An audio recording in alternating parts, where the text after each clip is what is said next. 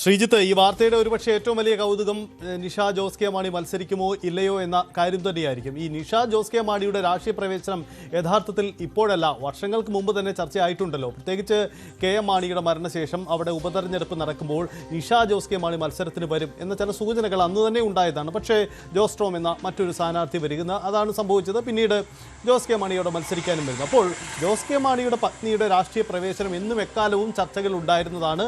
കേരള കോൺഗ്രസ് കേന്ദ്രങ്ങൾ തന്നെ ഇതെപ്പോഴും എപ്പോഴും സംഭവിച്ചേക്കാം എന്നൊരു സാധ്യത പങ്കുവയ്ക്കുകയും ചെയ്യുന്നുണ്ട്. ഇത്തവണ ഒരു നിയമസഭയ്ക്കപ്പുറം ഒരു തദ്ദേശ തെരഞ്ഞെടുപ്പിൽ ഭാഗ്യം പരീക്ഷിക്കാനുള്ള ജോസ് കെ മാണിയുടെ ഭാര്യയുടെ നിഷ ജോസ് കെ മാണിയുടെ സാധ്യത അത് തള്ളിക്കളയാതിരിക്കാൻ പല കാരണങ്ങൾ കൂടിയുണ്ടല്ലോ. ഉദാഹരണത്തിന് നോക്കൂ, കേരള കോൺഗ്രസിന് തന്നെ ഭരണം കിട്ടിയെന്ന് കരുതുക. പക്ഷേ അവിടുത്തെ ചെയർമാൻഷിപ്പിൽ ഒരു വനിതകളാണെങ്കിൽ അല്ലെങ്കിൽ പുരുഷനാണെങ്കിലും ഒരു ടേമിൽ ഒരുപക്ഷെ ഓരോ വർഷവും തന്നെ ചെയർമാൻഷിപ്പ് മാറുന്ന സാഹചര്യം പലപ്പോഴും നമ്മൾ കണ്ടിട്ടുണ്ട്. കാരണം എന്താ, അത് കേരള കോൺഗ്രസിനകത്തെ തർക്കങ്ങളൊക്കെയാണ്. 5 വർഷവും തുടർച്ചയായി ഒരു ചെയർമാന് ചുമതല കൊടുക്കാൻ പുതിയ സാഹചര്യത്തിൽ കേരള കോൺഗ്രസിൽ കഴിയുന്നില്ല. ഇത്തരം സാഹചര്യങ്ങളൊക്കെ പരിഗണിച്ചുകൊണ്ട് നിഷ ജോസ് കെ മാണിയെ പോലെ ഒരാൾ വരിക, ഭരണം കിട്ടുകയാണെങ്കിൽ ചെയർമാൻഷിപ്പിലേക്ക് വരിക, 5 വർഷവും നിൽക്കുക, അതൊരു ഐക്കണാകുക, അങ്ങനെ രാഷ്ട്രീയ പ്രവേശനം സാധ്യമാവുക. അങ്ങനെ ഒരു മാറ്റം കേരള കോൺഗ്രസ് കേന്ദ്രങ്ങൾ ഈ ഒരു സാധ്യത തള്ളിക്കളയുന്നില്ല. അങ്ങനെ തന്നെയാണോ കോട്ടയത്തെ ചർച്ചകൾ?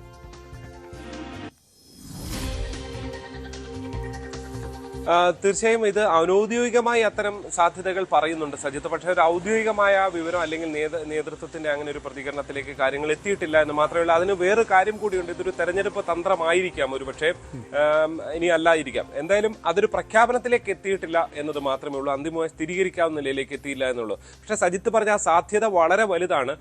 പ്രത്യേകിച്ച് കേരള കോൺഗ്രസ് എമ്മിൽ നിഷ ജോസ് കെ മാണി മത്സരിക്കുകയോ അവിടെ സ്ഥാനാർത്ഥിയായി വിജയിച്ചു കഴിഞ്ഞാൽ പിന്നീട് മറ്റൊരു പേരില്ല. ഒരുപക്ഷെ ഇടതുമുന്നണി പോലും അത്തരം കോംപ്രമൈസുകൾക്ക് ചിലപ്പോൾ തയ്യാറായേക്കാം. 5 വർഷം പോലും അതൊരു മികച്ച വിജയം ഉണ്ടായിക്കഴിഞ്ഞാൽ, ഇടതുമുന്നണിക്ക് ഉണ്ടായിക്കഴിഞ്ഞാൽ 5 വർഷം ഒരു വെച്ചുമാറൽ പോലും ചിലപ്പോൾ സാധ്യമല്ലാത്ത രീതിയിലേക്ക് വേണമെങ്കിൽ നിഷ ജോസ് കെ മാണിക്ക് അവിടെ ഒരു പദവി ലഭിക്കുന്ന നിലയിലേക്ക് എത്തും. പാലാ പിന്നെ ഒരു ചെറിയ നഗരസഭയല്ല, വലിയ പ്രാധാന്യമുള്ള രാഷ്ട്രീയ പ്രാധാന്യമുള്ള സാധ്യതകളുള്ള നഗരം കൂടിയാണ് പാല. അങ്ങനെ ഒരു നഗരത്തിന്റെ പദവിയിൽ ഏറ്റവും പ്രധാനപ്പെട്ട ചുമതലയിൽ എത്തിക്കഴിഞ്ഞാൽ തുടർ രാഷ്ട്രീയം എന്നുള്ളത് വളരെ സാധ്യമായ, വളരെ എളുപ്പത്തിൽ അവിടെ. പിന്നെ നിഷ ജോസ് കെ മാണിയുടെ പേരുകൾ പലപ്പോഴും ഉയർന്നു നിൽക്കുന്നത് അവരുടെ പൊതുപ്രവർത്തന രംഗത്ത് തന്നെ നിൽക്കുന്ന ആളാണ്. അവർ രാഷ്ട്രീയ പാർട്ടി എന്നുള്ള നിലയിൽ പ്രവർത്തിക്കുന്നില്ല. അതിന്റെ പിന്നിൽ നിന്നൊക്കെ പ്രവർത്തനങ്ങൾക്ക് പല കാര്യങ്ങളിലും ഇടപെടുന്നുണ്ട് എങ്കിൽ പോലും, അല്ലെങ്കിൽ അവരുടെ സാന്നിധ്യം ഉണ്ടെങ്കിൽ പോലും പൊതുപ്രവർത്തന രംഗത്ത് നിൽക്കുന്നു. പല പരിപാടികൾക്കും ഇപ്പോഴും സജീവമായി നിൽക്കുന്ന ഒരു വ്യക്തി കൂടിയാണ് നിഷ ജോസ് കെ മാണി എന്നുള്ളതാണ് ഏറ്റവും പ്രധാനപ്പെട്ടത്. അതുകൊണ്ട് തന്നെ നേരത്തെ ഉപതെരഞ്ഞെടുപ്പുകൾ വന്ന സമയത്തും പിന്നീട് ലോക്സഭാ തെരഞ്ഞെടുപ്പിന്റെ സമയത്തും അല്ലെങ്കിൽ പിന്നീട് നിയമസഭാ തെരഞ്ഞെടുപ്പ് വന്ന സമയത്തൊക്കെയും ഈ പേരുകൾ മാധ്യമങ്ങളിലെല്ലാം വാർത്തയായിരുന്നതാണ്. പക്ഷേ ഇതൊരു സാധ്യതയുള്ള സമയമാണ് എന്ന് ആ പാർട്ടിയിലുള്ളവർ തന്നെ പലപ്പോഴും നമ്മൾ സംസാരിക്കുമ്പോൾ ചൂണ്ടിക്കാണിക്കുന്നുണ്ട്. പക്ഷേ ഇക്കാര്യത്തിൽ അന്തിമമായ വ്യക്തത മാത്രമേ ഇനി വരാനുള്ളൂ. നിഷ ജോസ് കെ മാണി വന്നാൽ ഒരുപക്ഷെ കാര്യങ്ങൾ കുറച്ചുകൂടി UDFന് കടുത്തതാകാനുള്ള സാധ്യതയും ഉണ്ട് എന്ന കാര്യത്തിൽ യാതൊരു സംശയമില്ല. കാരണം അവിടെ പൊതുപ്രവർത്തന രംഗത്ത് നിൽക്കുന്നവരും താഴെത്തട്ടിൽ നല്ല ബന്ധമുള്ള ഒരു വനിത കൂടിയാണ്, ഒരു പൊതുപ്രവർത്തക കൂടിയാണ്. ആ നിലയിലുള്ള സാധ്യത അവർക്ക് അനുകൂലമായി മാറും എന്നതും അവിടെ നിൽക്കുന്നുണ്ട്. എന്തായാലും UDF അതും കണക്ക് കൂട്ടുന്നുണ്ട്. ഇരു വിഭാഗവും പരമാവധി സ്ഥാനാർത്ഥികളെ നേരത്തെ കളത്തിലിറക്കാനുള്ള തന്ത്രങ്ങളും ഒരുക്കി കഴിഞ്ഞ് അതിലേക്കുള്ള യാത്ര തുടരുകയാണ്. സജിത്ത്, ശ്രീജിത്ത്, ഒരു കാര്യം, ഈ കേരള കോൺഗ്രസിന്റെ പ്രത്യേകിച്ച് ജോസ് കെ മാണി വിഭാഗത്തിന്റെ മുന്നണി മാറ്റം, ഇടതുപക്ഷത്തിനൊപ്പമുള്ള രാഷ്ട്രീയ നീക്കം ഒരു തുടക്കമിട്ടത് കഴിഞ്ഞ തദ്ദേശ തെരഞ്ഞെടുപ്പാണ്. അത് ഏറെക്കുറെ വലിയ ഫലം കാണുകയും ചെയ്തു. ചില ഇടത്തുങ്ങളിൽ ചില നഷ്ടമുണ്ടായി. ഒരു പക്ഷേ ജോസ് കെ മാണിക്ക് നിയമസഭയിലുണ്ടായ ഒരു വലിയ നഷ്ടത്തിനപ്പുറം ബാക്കിയെല്ലാം അവർക്ക് സക്സസ് ആയിരുന്നു. ആ സക്സസ് ഇത്തവണയും പാലായിൽ തുടരാനുള്ള സാധ്യതയുണ്ടോ? കേരള കോൺഗ്രസും CPM അണികളും തമ്മിലുള്ള ബന്ധം പ്രാദേശികമായി അത് മുൻകാലങ്ങളിൽ ചില തർക്കങ്ങളൊക്കെ ഉണ്ടായിരുന്നു, അത് പരിഹരിച്ച് അവിടെ മുന്നോട്ട് പോയിട്ടുണ്ടോ? അങ്ങനെ മുന്നണി സംവിധാനം ഈ പാലാ എന്ന തദ്ദേശ ഏരിയയിൽ എത്ര കണ്ട് ഫലപ്രദമായി മാറാനുള്ള സാധ്യതയുണ്ട്?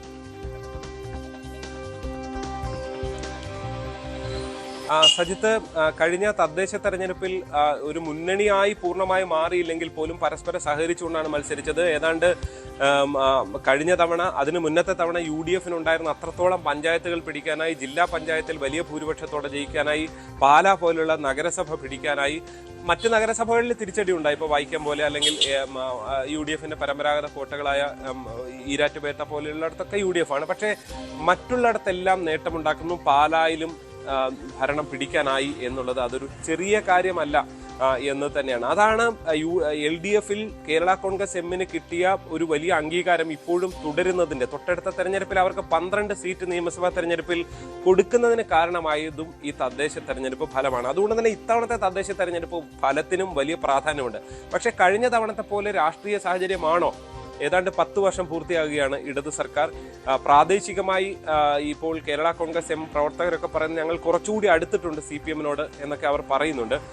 പക്ഷേ അത് ആ പ്രവർത്തകർക്കിടയിലെ അടുപ്പം എന്നുള്ളതിനപ്പുറത്തേക്ക് രാഷ്ട്രീയ വോട്ടുകൾ എങ്ങനെ മാറും എന്നുള്ളത്, ഈ രാഷ്ട്രീയം കൂടി തദ്ദേശ തെരഞ്ഞെടുപ്പിൽ വ്യക്തിപരമാണ് പലപ്പോഴും വോട്ടുകൾ എന്നൊക്കെ പറഞ്ഞാൽ പോലും രാഷ്ട്രീയം കൂടി കേരളത്തെ സംബന്ധിച്ചുണ്ട്. രാഷ്ട്രീയം ചർച്ച ചെയ്യുന്ന ഒരു സംസ്ഥാനമായതുകൊണ്ട് തന്നെ അതിനും പ്രാധാന്യമുണ്ട് എന്നുള്ളത് തന്നെയാണ് നമുക്ക് പൊതുവിൽ കാണാൻ സാധിക്കുക. ആ രാഷ്ട്രീയ സാഹചര്യം ഇനിയുള്ള ദിവസങ്ങളിൽ ഉരുത്തിരിയാനും മാറിമറിയാനും ഒക്കെയുള്ള സാധ്യത ഉണ്ട്. അതുകൂടി പരിഗണിച്ചുകൊണ്ടായിരിക്കും ഇക്കാര്യത്തിലൊരു അന്തിമമായ വ്യക്തത വരിക. പാലാ ഒരുപക്ഷെ UDF-ന് വളരെ എളുപ്പമാണെന്നായിരുന്നു അവർ തെരഞ്ഞെടുപ്പിന് തൊട്ടു മുമ്പ് പറഞ്ഞിരുന്നത്. കാരണം അവിടെ ജനസ്വാധീനമുള്ള നേതാക്കൾ തന്നെയാണ്. കുര്യാക്കോസ് പടവനെ പോലുള്ളവർ, KM മാണിക്കൊപ്പം പ്രവർത്തിച്ചാൽ, മുനിസിപ്പൽ ചെയർമാൻ ആയിരുന്നാൽ, അങ്ങനെയൊക്കെയുള്ള ഒരാളെ മുൻനിർത്തിയായിരുന്നു കഴിഞ്ഞ തവണ മത്സരം. പക്ഷേ പടവൻ ഉൾപ്പെടെ തോൽക്കുന്ന നില, ഒരു ഞെട്ടലാണ് കഴിഞ്ഞ തവണ പാലായിൽ UDF-ന് ഉണ്ടായത്.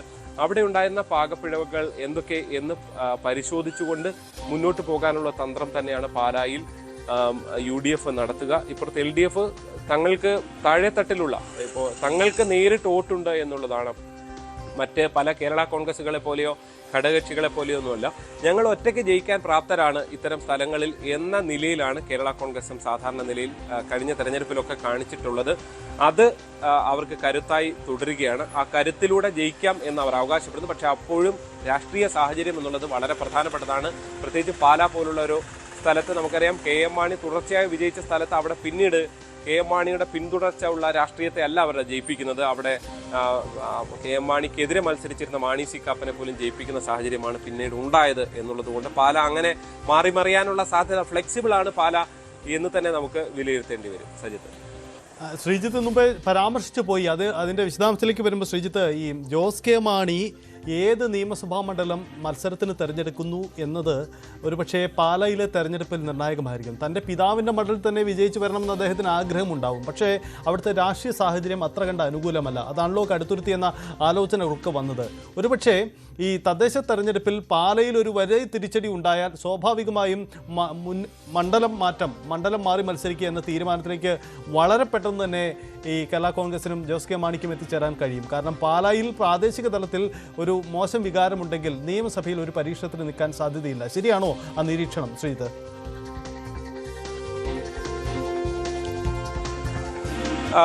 തീർച്ചയായും അത്തരം സാധ്യതയുണ്ട്. രാഷ്ട്രീയത്തിൽ എപ്പോഴും പരമാവധി പിന്നെയും നിന്ന് തോൽക്കുക എന്നുള്ളതിനപ്പുറത്തേക്ക് വിജയിക്കുക എന്നുള്ളത് രാഷ്ട്രീയത്തിൽ വളരെ പ്രധാനപ്പെട്ടതാണ് സജിത്ത്. പ്രത്യേകിച്ച് തെരഞ്ഞെടുപ്പുകളിൽ വിജയിക്കുക എന്നുള്ളത്.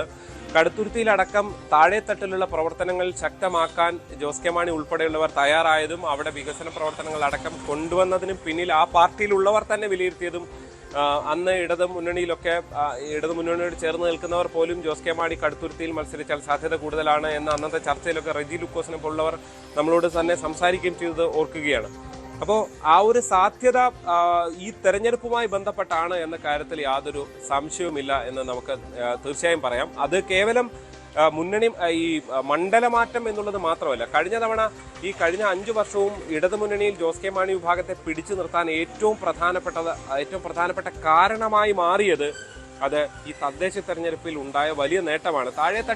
താഴെത്തട്ടിലെ നേതാക്കൾക്കും പ്രവർത്തകർക്കും ഒക്കെ പരമാവധി സീറ്റുകൾ നൽകുകയും പദവികൾ നൽകുകയും ഒക്കെ ചെയ്യാനായി. ജില്ലാ പഞ്ചായത്തിലടക്കം നിർമ്മല ജിമ്മി കേരള കോൺഗ്രസ് എം പ്രതിനിധിയായി ജില്ലാ പഞ്ചായത്ത് അധ്യക്ഷയായി നിൽക്കാൻ കഴിയുന്ന സാഹചര്യമുണ്ടായി. അങ്ങനെ ഒരു UDF-ൽ നിന്ന് ഫലത്തിൽ വിഘടിച്ച് പുറത്തേക്ക് വന്നൊരു പാർട്ടിയായിട്ട് പോലും പരമാവധി സ്വാധീനം ഉണ്ടാക്കാൻ കഴിഞ്ഞു വളരെ പെട്ടെന്ന് തന്നെ എന്നുള്ളത് തന്നെയാണ്. തൊട്ടടുത്ത നിയമസഭാ തെരഞ്ഞെടുപ്പിൽ കൂടുതൽ സീറ്റ് കിട്ടാൻ കാരണമായതും അത് തന്നെയാണ്. അതുകൊണ്ട് തന്നെ ഈ തദ്ദേശ തെരഞ്ഞെടുപ്പിലും ആ വിജയം ആവർത്തിക്കുക എന്നുള്ളത് ജോസ് കെ മാണി വിഭാഗത്തെ സംബന്ധിച്ച് വളരെ പ്രധാനപ്പെട്ടതാണ്.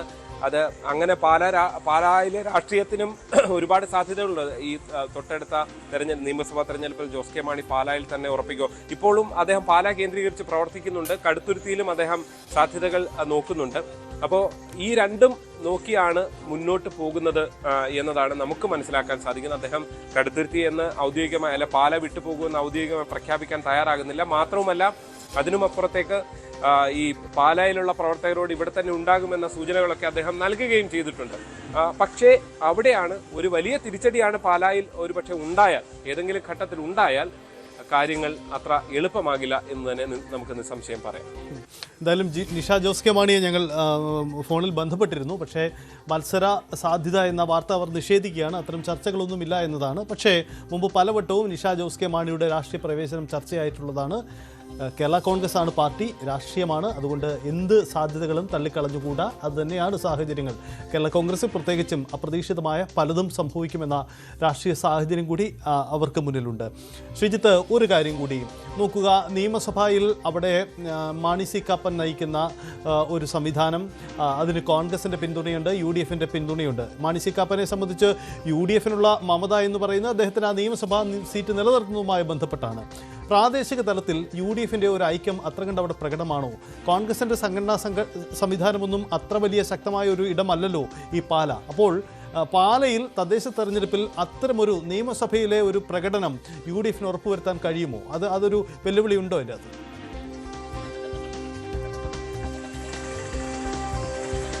സജിത്ത്, ഇതാണ് കഴിഞ്ഞ കുറച്ചു കാലം മുമ്പ്, അതായത് KM മാണിയൊക്കെ ഉള്ള കാലത്ത് തന്നെ കോട്ടയത്തെ കോൺഗ്രസ് നേതാക്കളും പ്രവർത്തകരും ഒക്കെ പറഞ്ഞുകൊണ്ടിരുന്നത് കേരള കോൺഗ്രസ് എമ്മിന് എന്തിനാണ് ഇത്രയും സീറ്റ് കൊടുക്കുന്നത്, അതിന്റെ കാര്യമില്ല. ഇപ്പോൾ പാലാ പോലുള്ള സ്ഥലത്തൊക്കെ കോൺഗ്രസിന് തന്നെ ശക്തിയുണ്ട്, കോൺഗ്രസ് നേരിട്ട് മത്സരിച്ചാൽ ആ സീറ്റ് ജയിക്കാമല്ലോ, ഇവർ അപ്പുറത്ത് നമ്മുടെ കൂടെ തന്നെ നിന്ന് വെല്ലുവിളിക്കല്ലേ എന്നൊക്കെയുള്ള ചോദ്യങ്ങൾ അടക്കം പറച്ചിലുകളായും ഒക്കെ പല ഘട്ടങ്ങളിലും അവർ ഉന്നയിച്ചിരുന്നതാണ്. പക്ഷേ ഈ കഴിഞ്ഞ LDF പ്രവേശനത്തോടെ പാലാ ഉൾപ്പെടെ ഉള്ള നഗര മണ്ഡലങ്ങളിലടക്കം, നഗരസഭ തദ്ദേശ തെരഞ്ഞെടുപ്പിലടക്കം ജോസ് കെ മാണി വിഭാഗം കൂടെ ചേർന്നതോടെ LDFിനുണ്ടായ വലിയ നേട്ടം അത് UDF ക്യാമ്പിനെ ഞെട്ടിച്ചിട്ടുണ്ട്. അതുകൊണ്ട് തന്നെയാണ് ഇപ്പോഴും ഏറ്റവും ഒടുവിലും അടൂർ പ്രകാശ് ഈ പലതവണ ജോസ് കെ മാണി ഞങ്ങൾ വരില്ല എന്ന് നിഷേധിച്ചിട്ടും പിന്നെയും സാധ്യതയുണ്ട് എന്ന നിലപാടുമായി അടൂർ പ്രകാശ് മുന്നോട്ട് പോകുന്നതിന് പിന്നിലും അതാണ്. കാരണം മധ്യ കേരളത്തിൽ ജോസ് കെ മാണി വിഭാഗം വളരെ പ്രധാനപ്പെട്ടതാണ് എന്നവർ വിലയിരുത്തുന്നതിന്റെ ഭാഗമായാണ് പിന്നാലെ പോയുള്ള ഈ ക്ഷണം എന്ന കാര്യത്തിൽ അതിന്റെ ഒരു പ്രധാനപ്പെട്ട തെളിവാണ്. അതുകൊണ്ട് തന്നെ കോൺഗ്രസ്